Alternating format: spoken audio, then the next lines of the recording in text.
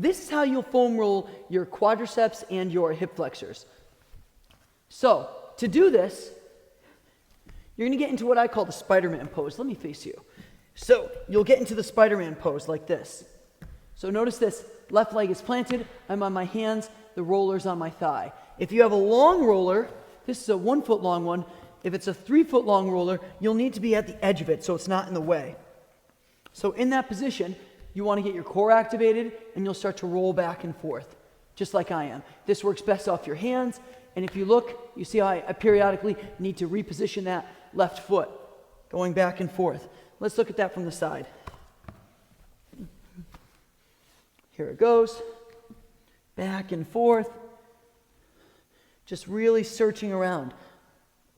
I might get on an area that hurts, and I could mash it out, like so, but I definitely want you to give a little bit of extra attention right up into this area, right here. This is an area where you really tighten up, and it can generate sciatica, it can throw our backs out of whack, it can cause knee pain, but I really want you to look around in particular in that area. If you don't have any issues there, you don't need to necessarily do a ton of it, but right around in there, just do a little searching around, see if you got anything.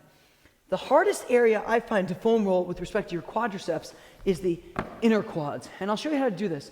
Now, when you do the inner quads, you got to be really careful to not harm your lower back.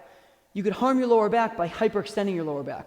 And this takes actually a lot of core stability, and it's a hard thing to do. You might be better off just using your hands or a rolling pin and just doing it the old-fashioned way like this. But if you know how to do it with the roller, it does work great.